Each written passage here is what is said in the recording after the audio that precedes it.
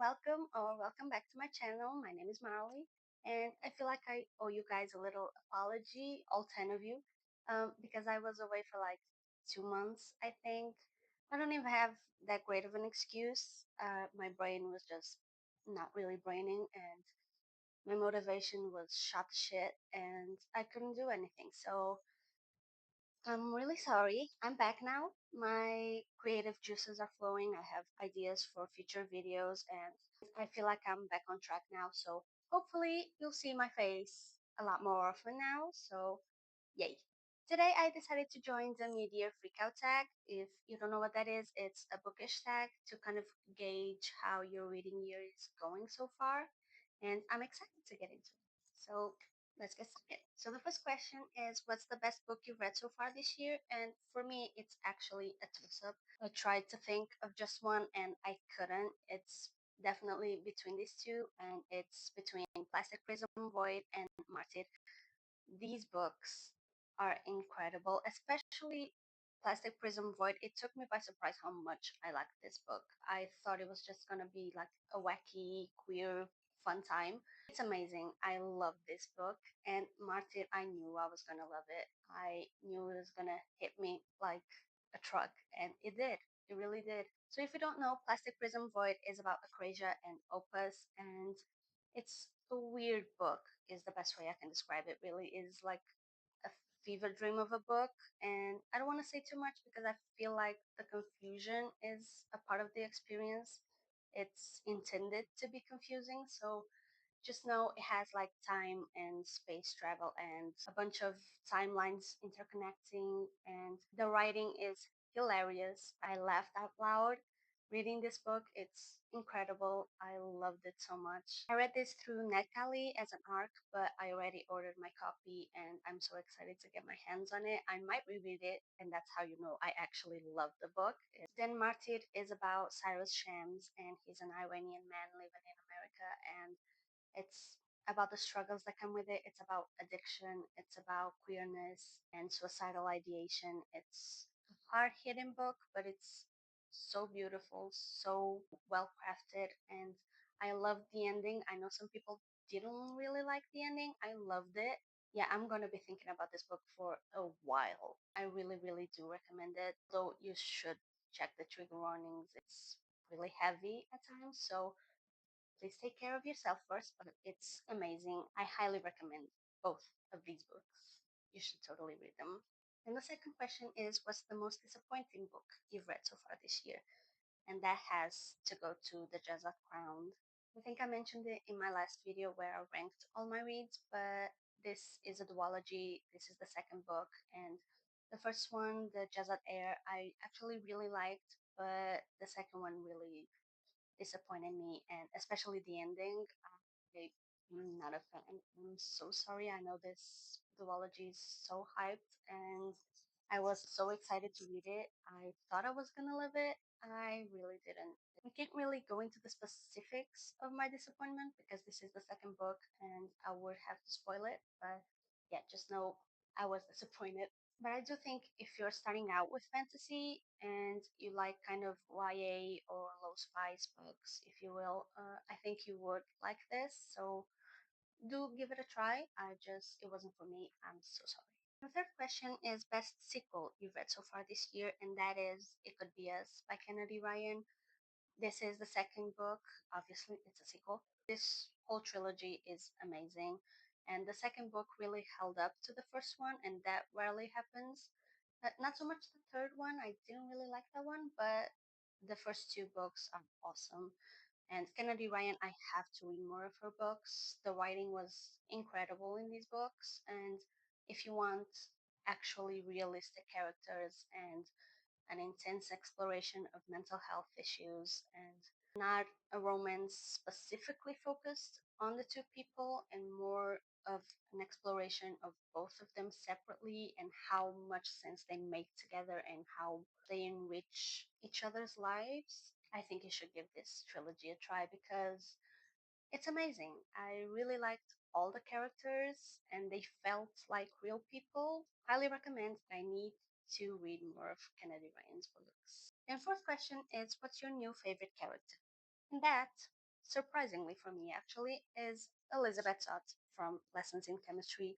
She has such strong morals actually, and she does not tolerate any disrespect. She does not let herself be taken advantage of, and I love that. She actually inspired me a lot, and I was not expecting it because this is historical fiction, which is a genre I don't read very often. I was just thinking I was going to be entertained by it, and that was going to be it. But she really inspired me, and she really made an impact on me. So definitely, Elizabeth Todd is one of my new favorite characters, actually.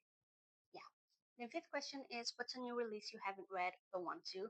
And I have two for this one. Again, I have Violated Villains and Inamorata. I really, really want to read both of these books this year. I'm so excited. Violated Villains sounds like such a enemies to lovers, sapphic kind of realities joining time, if that makes sense. And I'm all for it. And Inamorata sounds like such a dark, gothic, gloomy book, and I've been really craving dark gothic lately. So I think this might be one of my next reads. I'm really looking forward to it. I've been wanting to read these books since they were announced, so highly looking forward to it. The sixth question is, what's the most anticipated release for the second half of the year? And I don't really know if it counts because it's only the 2nd of July that it's going to be released, but it is none other than the Six of Crows novella. I can't even talk about it. I could cry. Honestly, I'm so excited to see the characters I love so much again after like 10 years. It's gonna bring me back to life. Honestly, I want this book in my hands right now, and I can't.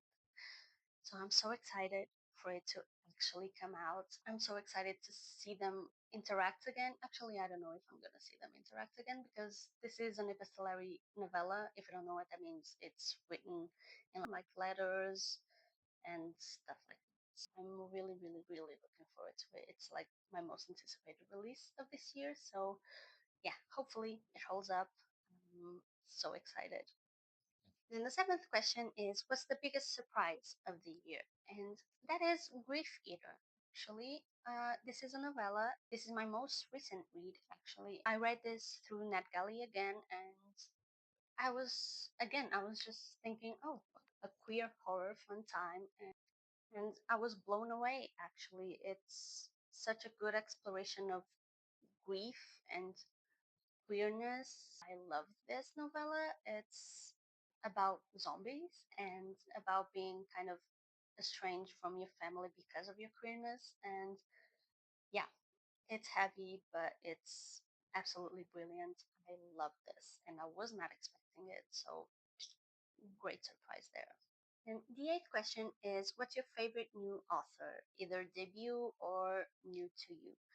And that is Anne Liang. Actually, I read I Am Not Jessica Chan this year, and the writing, although the book wasn't like one of my favorite books of all time now, it's the writing was so beautiful, so lyrical, so visual, and yeah, it was just, I was really blown away by the writing, and I need to read more books from Anne Liang because it's the book this year that I remember the most being like, oh my god, this writing is delectable. I need more of it. So yeah, definitely need to check out more of Anne Liang's books. I think she has a release this year, so definitely gonna keep an eye out for that. Yay. And the ninth question is, what's your newest fictional crush? And I think I'm gonna expose myself with this one. First of all, I don't really have kind of fictional crushes on book characters, especially. I don't know why. I don't really have like book boyfriends or book girlfriends, but I must admit that something happened to me while reading The Invisible Life of Eddie LaRue, and Look appeared. I don't know what that says about me. If you haven't read The Invisible Life of Eddie LaRue, Look is not that great of a guy. So yeah, I don't know. I really liked Look, and as I read it, I was like, why do I like this? And I don't know, but I do. Again, not exactly a fictional crush. I don't really consider him like a book boyfriend. It's like Kaz, I think. I don't really have a fictional crush on Kaz. I'm not stupid. He would kill me. But it's kind of in the same realm. if you have a crush on Kaz, you probably also have a crush on Luke. I should talk to my therapist about that actually. 10th question is a book that made you cry, and that is Pet. I talked about Pet in my last video as well. I love this book so much. I knew I was gonna love it. I waited years and years and years to read it, and I don't know why, but I absolutely love this book. It's one of my new all-time favorite books, and I sobbed. The story in this book and the allegories and the symbolism is amazing. I love this. If you don't know what Pet is about, it's about these supposed monsters.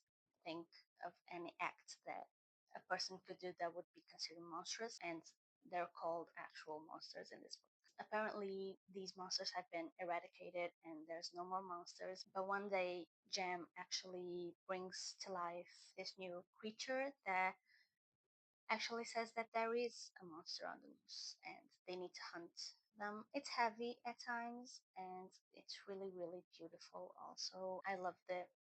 You should check the trigger warnings, obviously, but yeah, I loved it and it made me sob actually, especially towards the end. It's amazing. You should definitely read it. I think this book might be one of those that I believe should be required reading for everyone. It's great. Please read it. Then 11th question is, what's a book that made you happy? And that is The Secret World of Briar Rose by Cindy Pham.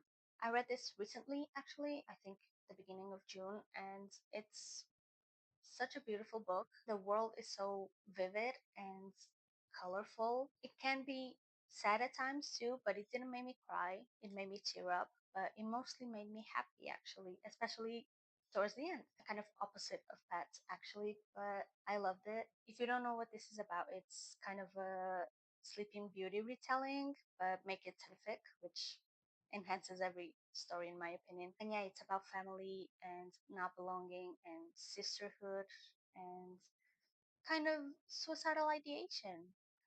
Why did that make me happy? I don't know. I told you I need to call my therapist. The 12th question is, what's the most beautiful book you've bought so far this year?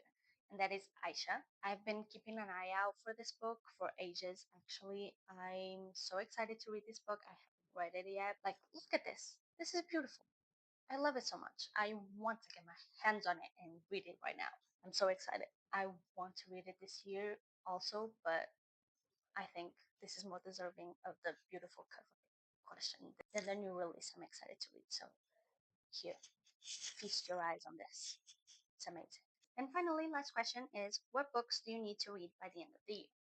And that, my friends, I have one book. For this question, the only question that asks for more than one book, I have one book that is my absolute priority this year, and that is none other than The Count of Monte Cristo. Look at this.